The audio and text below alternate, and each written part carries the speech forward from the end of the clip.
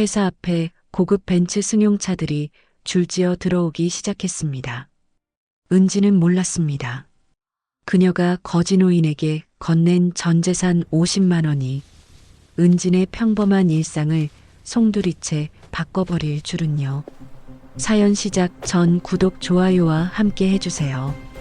경기도 시흥의 변두리, 녹슨 철문과 기름 냄새가 진동하는 공장지대의 한복판에는 유진물산이라는 이름의 낡은 6층 상가 건물이 서 있었다. 한때는 섬유 산업의 메카로 불리며 불이 꺼지지 않던 곳이었으나 이제는 경제의 뒷전에 있는 곳이라는 허름함이 공존한다. 그 건물 3층의 비좁은 사무실, 김은지는 먼지가 뽀얗게 앉은 책상 앞에서 낡은 계산기를 두드리고 있었다. 그녀의 손가락 마디마디는 겨울을 재촉하는 칼바람 때문인지 아니면 줄어들지 않는 회사의 적자 수치 때문인지 거칠게 터져 있었다. 은지는 이 회사의 유일한 격리 직원이었다. 그녀의 업무는 단순히 장부를 정리하는 것을 넘어 사장님의 독촉을 막아내고 거래처에 전화를 받아내는 감정 노동의 최전선이기도 했다. 은진의 가방 안에는 오늘 오후 은행에서 어렵게 인출한 50만 원이 든 노란 봉투가 들어 있었다. 이 돈은 그녀에게 단순한 화폐가 아니었다. 지난 한 달간의 고단한 노동의 결과물이었으며 홀로 계신 어머니의 생명줄이기도 했다. 은진 씨, 아직도 퇴근 안 했어? 오늘 사장님이 삼겹살에 소주 한 잔 쏜다는데 같이 안 갈래? 영업부 박 대리가 두꺼운 외투를 걸치며 물었다. 그의 목소리에는 하루의 피로를 고기 한 점에 씻어내고 싶어하는 간절함이 섞여 있었다. 하지만 은지는 고개를 가로저으며 억지로 미소를 지어 보였다. 아니요, 대리님. 오늘 어머니가 몸이 좀 안 좋으시다고 해서요. 제가 가서 죽이라도 끓여드려야 할 것 같아요. 먼저 가보세요. 사실 죽을 끓여드릴 쌀조차 넉넉하지 않았지만 은지는 자신의 가난을 동료들에게 들키고 싶지 않았다. 회식 자리에 가면 고기라도 배불리 먹을 수 있겠지만 그곳에서 십시일반 걷는 회식비 10,000원조차 그녀에게는 내일 아침 출근 버스비와 맞바꿔야 하는 거금이었다. 은지는 낡은 가방을 품에 꼭 안고 사무실을 나섰다. 복도의 형광등이 깜빡이며 그녀의 그림자를 길게 늘어뜨렸다. 건물 밖으로 나오자마자 습기를 머금은 찬 공기가 폐부 깊숙이 박혔다. 은지는 옷깃을 여미며 버스 정류장으로 향했다. 그때 정류장 바로 옆 낡은 벤치에 웅크리고 앉아있는 한 노인이 눈에 들어왔다. 노인의 외투는 얼마나 오래되었는지 소매가 다해져 속감이 삐져나와 있었고 헝클어진 머리카락 위에는 마른 낙엽 조각들이 먼지처럼 앉아 있었다. 가로등 불빛에 비친 노인의 손등은 거칠게 트다 못해 피가 맺혀 있었고 그 손등을 타고 흐르는 미세한 떨림이 은진의 마음을 세차게 흔들었다. 은진은 발길을 뗄 수 없었다. 5년 전 공사 현장에서의 사고 후유증으로 홀로 남겨진 딸을 걱정하며 세상을 떠나신 아버지가 떠올랐기 때문이다. 아버지는 돌아가시기 직전까지도 은진의 손을 잡고 말씀하셨다. 은진아, 사람은 돈이 아니라 마음으로 사는 거다. 세상이 아무리 차가워도 너만은 따뜻한 불씨를 품고 살아야 한다. 벤치의 노인에게서 그때 그 아버지의 고독한 채취가 느껴졌다. 저분, 이대로 두면 오늘 밤을 못 넘기실지도 몰라. 은지는 가방 속 노란 봉투를 만지작거렸다. 이 50만 원은 내일 아침 어머니의 약값이자 당장 밀린 월세를 해결해야 할 유일한 돈이었다. 이성은 외쳤다. 내 코가 석자야. 지금 남 걱정할 때가 아니라고. 하지만 그녀의 가슴이 시키는 일은 달랐다. 은지는 결심한 듯 벤치로 다가갔다. 그리고 노인의 앞에 무릎을 굽히고 앉았다. 할아버지, 날씨가 너무 추워요. 어디 편찮으신 데라도 있으세요? 노인은 천천히 고개를 들었다. 깊게 펜주름 사이로 초점 없는 눈동자가 은진을 향했다. 노인은 대답 대신 받은 기침을 내뱉으며 몸을 떨었다. 은진은 떨리는 손으로 노란 봉투에서 50만 원을 모두 꺼냈다. 그것은 그녀의 전 재산이었고 그녀가 가진 유일한 방패였다. 하지만 은지는 그 방패를 기꺼이 노인의 거친 손에 꼭 쥐어주었다. 할아버지, 이걸로 근처 따뜻한 식당에 가셔서 식사부터 하세요. 그리고 찜질방이라도 가서 몸 좀 녹이세요. 제 전 재산이라 이것밖에 못 드려 죄송해요. 하지만 할아버지가 따뜻해지셨으면 좋겠어요. 정말로요. 노인은 놀란 듯 돈과 은진을 번갈아 보았다. 노인의 입술이 무언가 말을 하려는 듯 달싹였지만 은진은 대답을 기다리지 않았다. 혹시라도 마음이 바뀔까봐 서둘러 버스에 올랐다. 버스 창가에 머리를 기대고 멀어지는 벤치를 바라보며 은진은 텅 빈 지갑을 품에 안았다. 눈물이 뺨을 타고 흘렀지만 마음속에는 형언할 수 없는 평온함이 찾아왔다. 일주일 후 유진물산 앞마당에 심상치 않은 정적이 내려앉았다. 평소 트럭들만 오가던 그곳에 번쩍이는 최고급 검은색 세단 마이바흐 5대가 줄지어 들어섰다. 가장 앞선 차에서 검은 정장을 입은 건장한 비서들이 내려 뒷좌석 문을 열었고 그곳에서 내린 사람은 일주일 전 벤치에서 떨고 있던 바로 그 노인이었다. 그가 바로 대한민국 재계 서열의 정점에 서 있는 중앙그룹의 강부자 회장이었다. 강 회장은 수행원들을 거느리고 곧장 3층 격리부 사무실로 들어와 은진의 책상 위에 하얀 봉투를 내려놓았다. 김은진 씨, 자네는 합격이야. 내 아들 강민중의 안목을 확인하러 왔는데 기대 이상이군. 강 회장이 폭풍처럼 휩쓸고 떠난 뒤 사무실은 정적에 휩싸였다.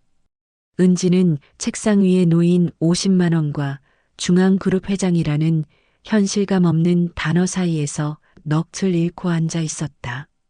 그때 사무실 문이 거칠게 열리며 민중이 뛰어들어왔다.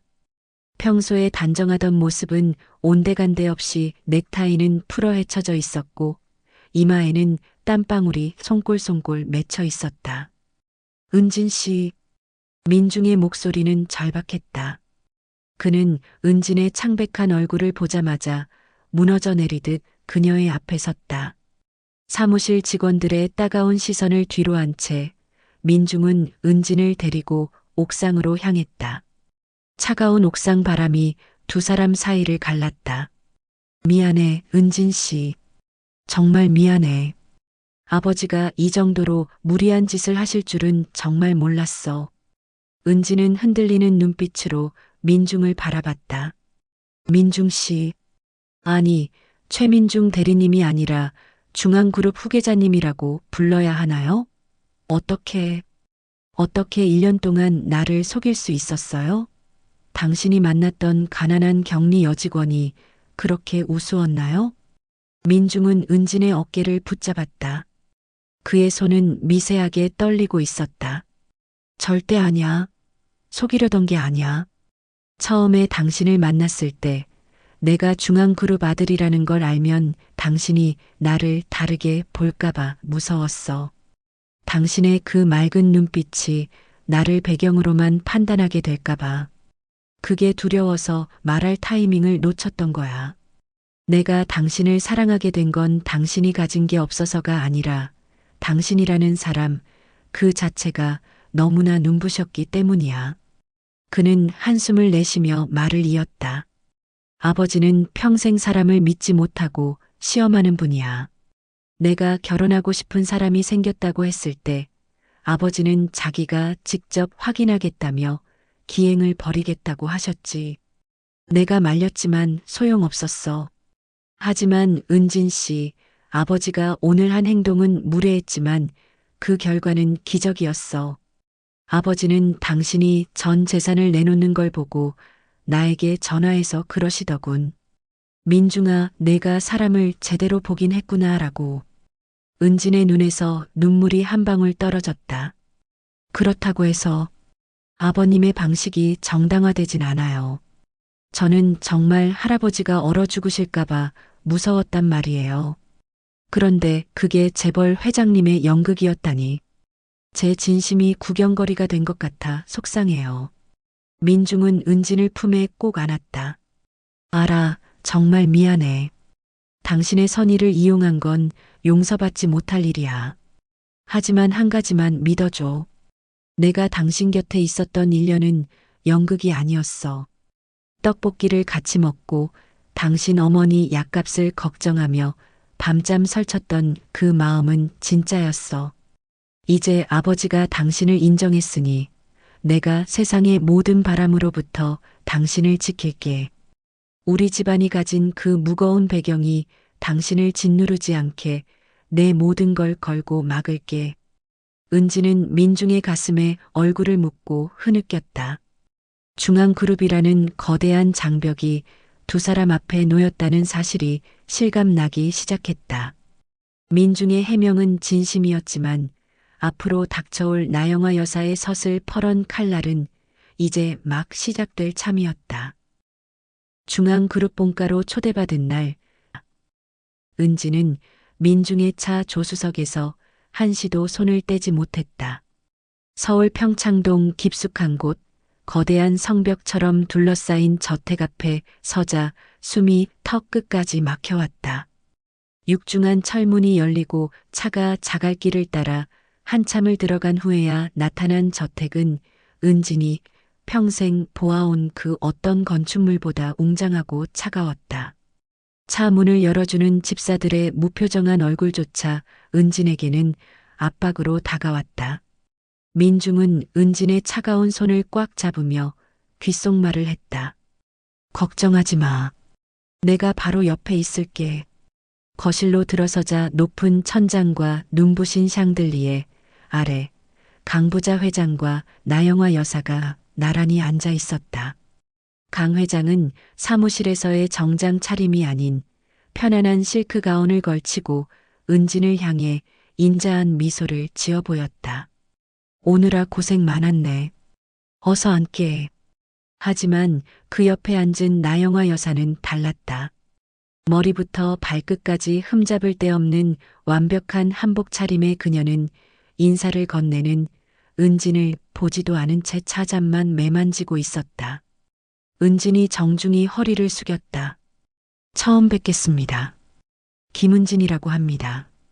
나 여사는 그제야 천천히 고개를 들어 은진을 훑어내렸다. 그 눈빛은 마치 시장에서 값싼 물건을 골라내는 상인의 그것보다 훨씬 냉혹했다. 그래, 자네가 그 유명한 50만 원의 천사인가? 빈정거리는 말투에 민중의 눈썹이 꿈틀했다. 어머니, 은진 씨가 먼 길 오느라 긴장했어요. 좋게 말씀해 주세요. 내가 무슨 말을 했다고 그러니? 사실을 말한 것뿐이다. 나 여사는 차를 한 모금 마신 뒤 찻잔을 탁 소리나게 내려놓았다. 자네, 부모님은 무얼 하시나? 듣자 하니 홀어머니를 모신다고? 은지는 마른 침을 삼키며 답했다. 네, 아버지는 일찍 돌아가셨고 지금은 몸이 안 좋으신 어머니를 모시고 있습니다. 나 여사의 코웃음이 거실의 정적을 깼다. 근본이라는 게 참 무섭지. 아비 없이 자란 애들이 정에 굶주려서 그런지 남의 눈길 끄는 법은 아주 잘 알더구나. 그 벤치에서의 행동도 혹시 우리 민중이가 보고 있을 거라는 걸 알고 기획한 건 아니었니? 어머니, 민중이 자리에서 벌떡 일어났다. 말씀이 너무 지나치세요. 은진 씨는 그날 아버지가 누군지 전혀 몰랐어요. 그건 아버지 본인이 가장 잘 아시는 일입니다. 강 회장이 헛기침을 하며 분위기를 수습하려 했다. 여보, 이제 그만해. 내가 직접 겪은 일이야. 이 아이의 진심은 의심할 여지가 없어. 하지만 나영화 여사는 멈추지 않았다. 그녀는 은진의 낡은 가죽 가방을 손가락으로 가리켰다. 그 가방 안에는 뭐가 들어있니? 우리 집안의 품격에 어울리지 않는 가난의 냄새가 진동하는구나. 민중아, 너는 중앙그룹의 얼굴이다. 어디서 이런 경리직 여자의 하나를 데려와서 가문의 질서를 어지럽히는 거냐? 너희 결혼? 내 눈에 흙이 들어가기 전엔 절대 안 된다. 나 여사는 은진을 향해 손가락질하며 쏘아붙였다. 너 같은 애들이 노리는 게 뭔지 내가 모를 줄 아니? 사랑? 웃기지 마라. 너는 지금 우리 집안의 금고를 노리고 독을 품은 채 들어온 거다. 당장 내 집에서 나가. 은진의 눈시울이 붉어졌다. 모욕감에 몸이 떨려왔다. 그때 민중이 은진의 앞을 막아서며 그녀의 어깨를 감싸 안았다. 그의 목소리는 나영화 여사보다 훨씬 낮고 단호했다. 어머니, 은진 씨를 모욕하는 건 저를 모욕하는 것과 같습니다. 이 사람이 가난한 건 죄가 아니지만 어머니가 가진 그 오만함은 분명한 잘못입니다. 은진 씨가 우리 집 금고를 노린다고요? 아니요. 제가 이 사람의 마음을 얻기 위해 1년을 구걸했습니다. 은진 씨가 나가야 한다면 저도 이 집을 나가겠습니다. 민중은 은진의 손을 잡고 강 회장을 바라봤다. 아버지, 오늘 식사는 못할 것 같습니다. 은진 씨가 이런 대접을 받아야 할 이유는 단 하나도 없습니다. 민중은 그대로 주저앉은 은진을 일으켜 세워 저택을 빠져나왔다. 등 뒤로 나영화 여사의 고함이 들려왔지만 민중은 뒤도 돌아보지 않았다. 차에 타자마자 은진은 참았던 울음을 터뜨렸다. 민중은 핸들을 꽉 쥔 채 은진의 어깨가 잦아들 때까지 말없이 곁을 지켰다. 이날의 소동은 시작일 뿐이었다.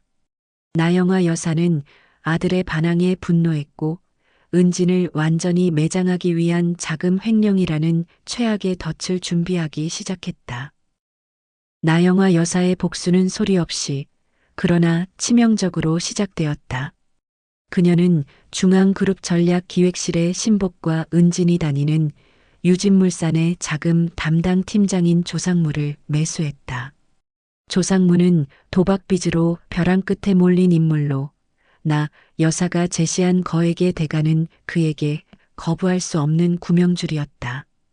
은진이 출근한 어느 화요일 아침 평소와 다른 서늘한 공기가 사무실을 감돌았다. 자리에 앉기도 전 중앙그룹 감사팀 소속이라고 밝힌 건장한 남성 셋이 은진의 책상을 에워쌌다. 김은진 씨, 중앙그룹 자금 운용관리법 위반 및 횡령 혐의로 긴급 조사를 실시합니다. PC와 개인 소지품을 제출하십시오. 은진의 머릿속이 하얗게 변했다. 5억 원. 은진은 당황하여 일어섰다. 횡령이라니요? 그게 무슨 말씀이세요? 저는 유진물산 직원이지 중앙그룹 직원이 아닙니다. 감사팀장은 비웃듯 조작된 서류를 들이밀었다. 유진물산은 중앙그룹의 전략적 파트너사로서 자금 지원을 받고 있습니다. 확인 결과 지난 1년간 김은진 씨의 공인인증서를 통해 총 5억 원의 중앙그룹 지원금이 실체가 없는 유령회사 계좌로 분산 이체된 정황이 포착되었습니다. 평생 구경도 못 해본 거금이었다. 그녀가 결백을 주장하며 장부를 대조하려 했으나 조상무 팀장이 미리 손을 써둔 시스템은 완벽하게 조작되어 있었다. 은진이 퇴근한 심야 시간에 그녀의 아이디로 접속해 자금을 세탁한 로그 기록, 그리고 은진의 이름으로 개설된 비밀 차명 계좌가 증거로 제시되었다. 김은진 씨 명의의 차명 계좌에 이미 1억 원이 입금되어 있더군요. 평범한 격리 직원이 어머니 약값 대기도 빠듯하다더니 뒤로는 큰 꿈을 꾸고 있었나 봅니다. 사무실 동료들의 시선은 순식간에 경멸로 바뀌었다. 어제까지 신데렐라가 됐다며 부러워하던 박 대리조차 침을 뱉듯 고개를 돌렸다. 역시 근본 없는 애들은 믿으면 안 돼. 회장님을 그렇게 속이다니. 은지는 그 자리에서 정직 처분을 받고 짐도 챙기지 못한 채 쫓겨났다. 하지만 나영아 여사의 공격은 여기서 끝이 아니었다. 그녀는 언론에 정보를 흘려 재벌 며느리를 꿈꾼 신데렐라 경리의 파렴치한 횡령이라는 자극적인 기사를 도배하게 했다. 은진의 집 앞에는 기자들이 진을 쳤고 병원에 누워있는 홀어머니의 병실까지 카메라를 든 사람들이 들이닥쳤다. 며칠간의 폭풍 같은 시간 속에 은지는 완전히 고립되었다. 그녀는 전화를 꺼두고 낡은 자취방의 불을 모두 끈 채 구석에 웅크리고 있었다. 창밖에서 터지는 카메라 플래시와 김은진 씨, 한마디만 해주시죠. 라는 고함 소리가 비수처럼 날아와 박혔다. 그때 현관문의 도어록 소리가 들렸다. 민중이었다. 그는 나영아 여사가 붙인 감시원들을 따돌리고 겨우 은진을 찾아온 참이었다. 문을 열고 들어온 민중의 눈에 비친 은진의 모습은 처참했다. 며칠 사이 반쪽이 된 얼굴, 초점 잃은 눈동자, 그리고 긴장으로 인해 피가 맺힌 입술. 은진아. 민중이 다가와 그녀를 안으려 했지만 은진은 반사적으로 몸을 움츠렸다. 오지 마세요. 민중 씨 보면 자꾸 그날 50만 원 준 게 후회돼요. 차라리 그 돈으로 엄마 약이나 더 사드리고 우리끼리 조용히 살걸. 내 진심이 왜 이런 더러운 횡령으로 돌아와야 하나요? 은진의 목소리는 갈라져 있었다. 당신네 집안. 너무 무서워요. 사람을 어떻게 이렇게 말려 죽일 수 있죠? 나는 당신을 사랑한 죄밖에 없는데 왜 온 세상이 나를 도둑년이라고 손가락질하냐고요. 민중은 그녀를 강하게 끌어안았다. 은진의 몸은 사시나무처럼 떨리고 있었다. 미안해. 내가 다 미안해. 내 이름이 강민중인 게, 내가 중앙그룹 아들인 게 이렇게 당신을 아프게 할 줄은 몰랐어. 법무팀도 언론도 다 어머니 손에 놀아나고 있어. 내가 할 수 있는 게 아무것도 없다는 게 너무 답답해서 미칠 것 같아.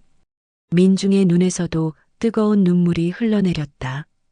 중앙그룹의 황태자라 불리던 그였지만 정작 사랑하는 여자가 누명을 쓰고 무너져 내리는 순간 그가 할 수 있는 일은 그저 곁에서 함께 우는 것뿐이었다. 은진아, 조금만 버텨줘. 아버지가 조사하고 계셔. 당신이 결백하다는 거 내가 목숨 걸고 증명할게. 제발. 밥이라도 한 숟가락만 먹자. 응? 민중이 건넨 따뜻한 죽그릇 앞에서 은지는 결국 오열했다. 한 입도 삼키지 못한 채 터져나오는 울음은 두 사람 사이에 놓인 가혹한 현실의 벽을 더욱 선명하게 만들었다. 답답함과 무력감, 그리고 서로를 향한 미안함이 뒤섞인 그날 밤의 어둠은 그 어느 때보다 깊고 무거웠다. 은진이 검찰 소환 조사를 받기 하루 전 강부자 회장이 움직였다. 그는 자신의 아내 나영아 여사가 어떤 수단을 써서라도 은진을 쳐낼 것임을 짐작하고 있었다. 강 회장은 아내의 감시망을 피해 자신의 직속 비밀 보안팀을 가동했다. 유진물산의 서버를 1초 단위로 다시 복구해. 그리고 나 여사와 접촉했던 조상무 팀장의 통화 내역과 계좌 흐름을 샅샅이 뒤져라.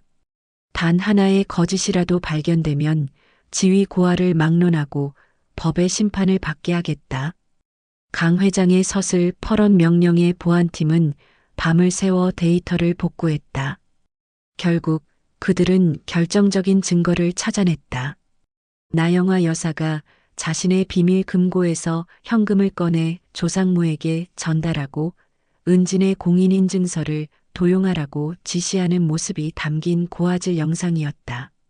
강 회장은 나영아 여사와 중앙그룹 주요 임원들, 그리고 은진을 비난했던 유진물산 직원들을 모두 중앙그룹 대강당으로 불러 모았다. 자세히 보게. 이게 우리가 그토록 비난했던 김은진 씨의 횡령 실체라네. 대형 화면에 영상이 흐르자 장내는 찬물을 끼얹은 듯 조용해졌다. 스피커 너머로 나영아 여사의 목소리가 흘러나왔다. 김은진 그 계집애 횡령범으로 만들어서 다시는 이 바닥에 발도 못 붙이게 해. 우리 민중이 옆에 저런 천한 것이 앉아있는 꼴은 죽어도 못 봐. 나영아 여사의 얼굴은 새하얗게 질렸고 은진을 비난하던 조상무는 바닥에 엎드렸다. 여보, 어떻게 당신이 나한테 이럴 수 있어요? 나 여사가 비명을 질렀다. 당신이야말로 어떻게 내 은인의 딸에게 이런 짓을 할 수 있나? 내 얼굴에 침을 뱉는 것도 모자라 한 사람의 인생을 짓밟아? 강 회장이 포효했다. 강 회장은 그 자리에서 감사팀 전원을 해고하고 나 여사와 결탁한 이들을 경찰에 넘겼다. 또한 은진의 결백을 사내 게시판에 공표하고 유진물산 사장에게 직접 전화를 걸어 은진을 특급 승진시켜 복직시키라고 명령했다. 은진은 화려하게 명예를 회복했지만 그녀의 마음은 여전히 무거웠다. 강 회장이 말한 은인이라는 단어가 그녀의 머릿속을 떠나지 않았기 때문이다. 결백이 밝혀진 날 저녁 은진은 강 부자 회장을 찾아가 정중하게 감사를 표했다.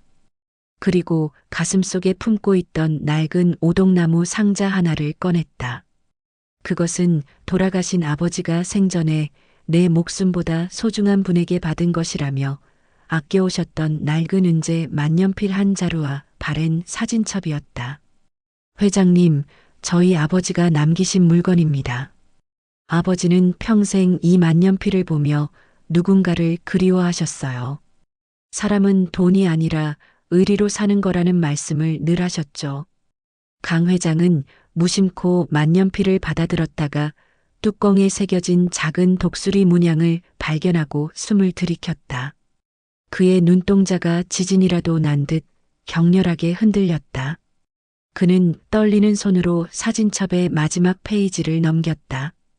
그곳에는 30년 전 흙먼지를 뒤집어 쓴 채 어깨동무를 하고 환하게 웃고 있는 두 젊은이의 모습이 있었다.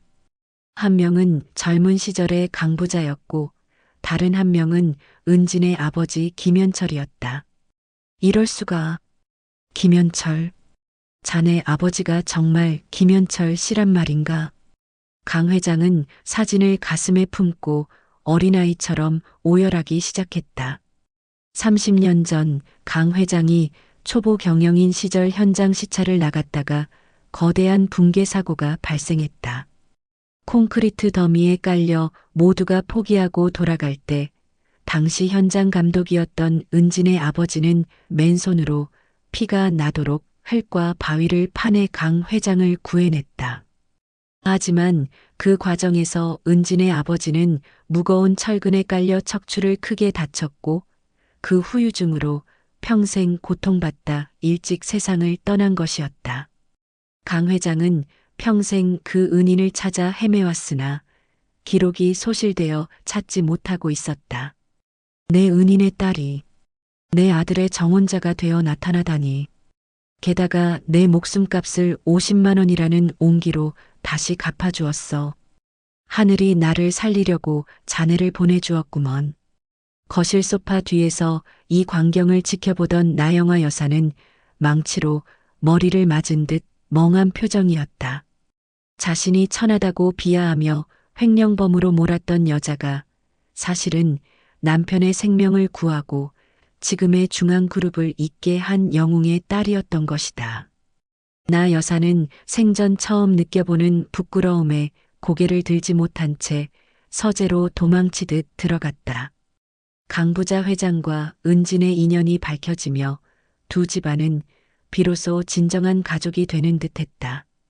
민중과 은진의 결혼식 날짜가 잡히고 은진의 홀어머니도 중앙그룹의 지원을 받아 최고의 치료를 받기 시작했다. 평화로운 나날이 이어지던 어느 주말 중앙그룹 저택 거실은 결혼 준비로 분주했다. 청첩장 시안을 확인하며 모처럼 웃음꽃이 피어나던 그때였다.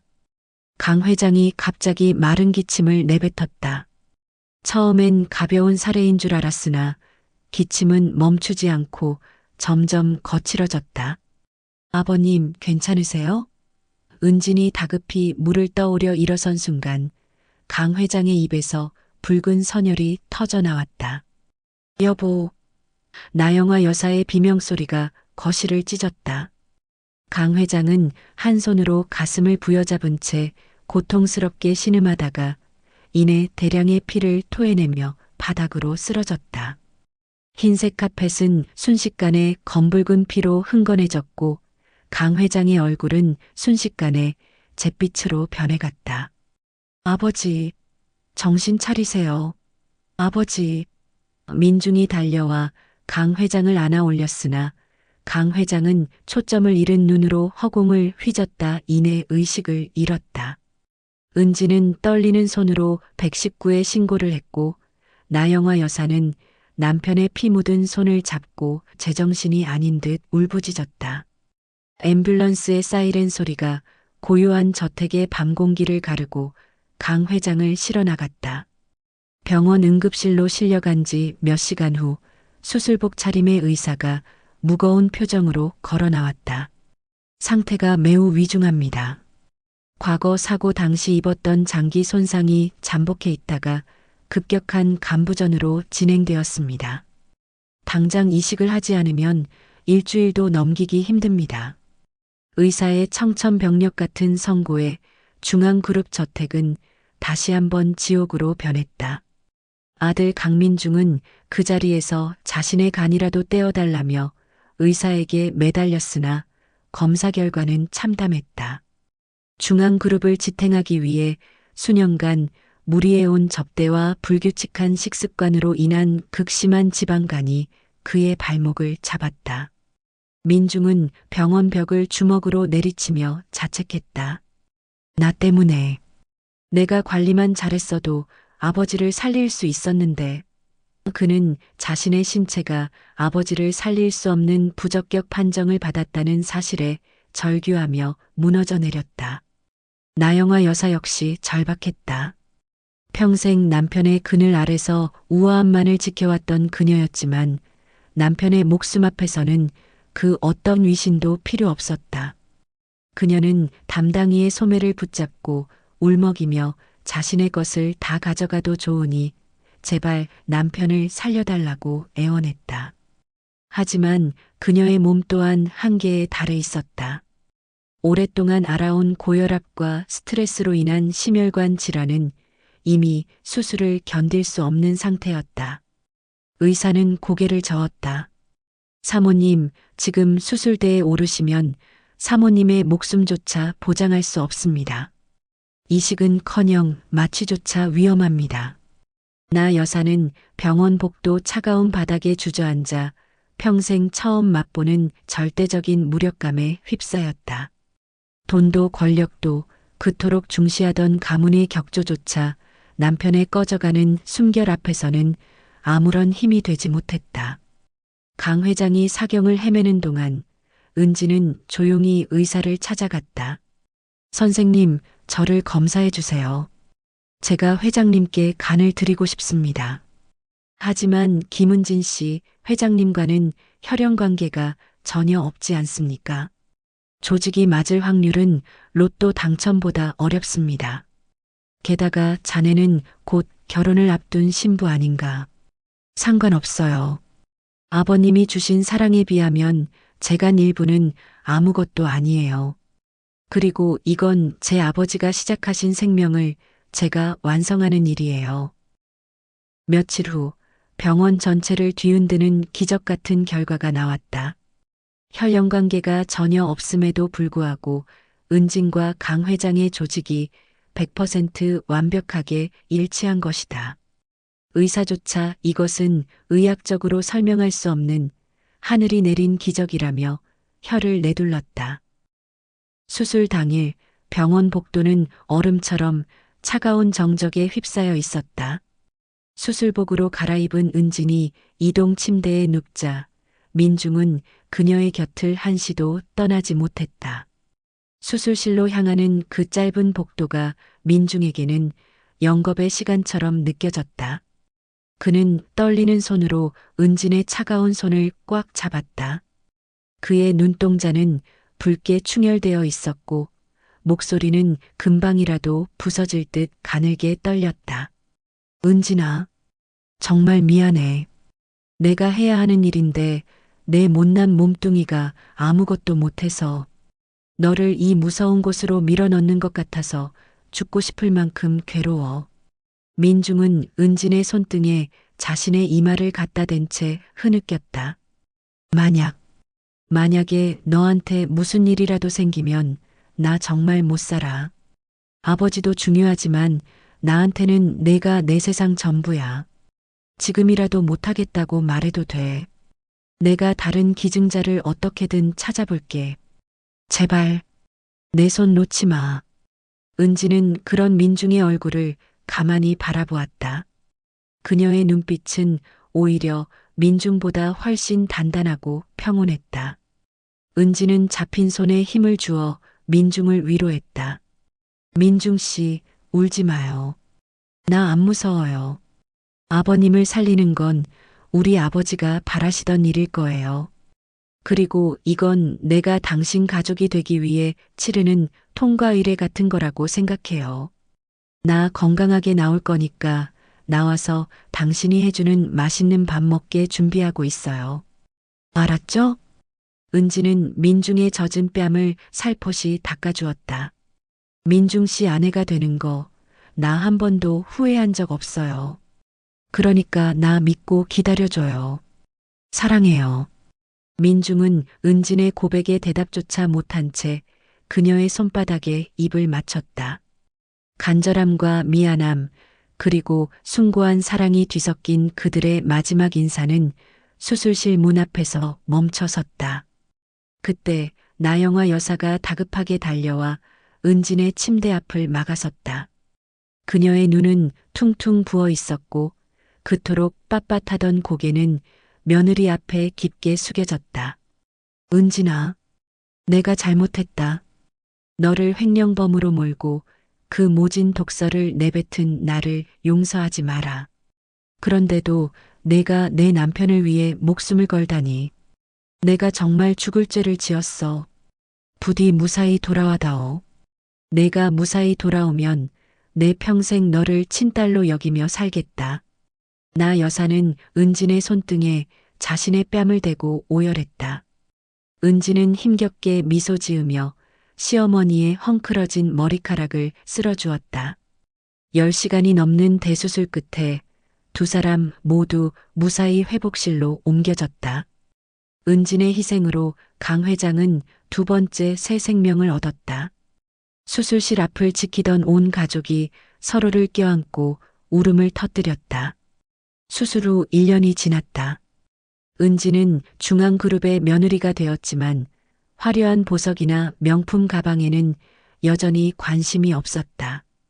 그녀는 자신의 전공인 회계 지식을 살려 중앙그룹 산하에 부실했던 계열사들을 투명하게 관리하며 흑자로 돌려놓았다. 사람들은 그녀를 중앙그룹의 심장이라 불렀다. 결혼기념일 날 강 회장은 은진에게 중앙그룹 지분 20%를 증여하겠다고 공표했다. 하지만 은진은 그 막대한 자산을 사양하고 다른 제안을 했다. 아버님, 그 돈으로 재단을 만들고 싶어요. 제가 아버님께 드렸던 50만 원의 온기가 당장 오늘 하루를 버티기 힘든 수많은 사람들에게 작은 불씨가 될 수 있는 그런 재단이요. 강 회장은 며느리의 깊은 뜻에 감동하여 즉시 50만 원의 행복 나눔 재단을 설립했다. 이 재단은 갑작스러운 위기에 처한 평범한 이웃들에게 무심사로 긴급 생활비를 지원해주고 그들의 자립을 돕는 일을 시작했다. 가장 놀라운 변화는 나영화 여사였다. 그녀는 재단 이사장을 자원했다. 과거에 오만했던 모습은 온데간데 없었다. 나 여사는 매일 재단 조끼를 입고 소외된 지역의 무료 급식소를 찾아다니며 직접 배식을 했다. 그녀는 은진의 홀어머니와도 절친한 자매처럼 지내며 주말마다 함께 시장을 다니며 어려운 상인들을 돕곤 했다. 어느 눈 내리는 겨울밤, 은지는 남편 민중과 함께 예전 그 버스 정류장을 찾았다. 벤치에는 이제 따뜻한 열선이 깔려 있었고, 옆에는 누구나 가져갈 수 있는 따뜻한 음료가 든 나눔 상자가 놓여 있었다. 은지는 밤하늘을 보며 나직이 속삭였다. 아버지, 저 잘하고 있는 거죠? 아버지가 가르쳐 주신 의리, 잊지 않고 잘 살게요. 바람 끝에 아버지의 따뜻한 미소가 실려오는 것 같았다. 은진이 건넸던 작은 50만 원의 불씨는 차갑게 얼어붙었던 중앙그룹을 녹였고, 이제는 세상을 밝히는 거대한 태양이 되어 타오르고 있었다. 세상에 어떤 금전보다 귀한 것은 사람의 진심이며, 그 진심은 반드시 기적을 불러온다.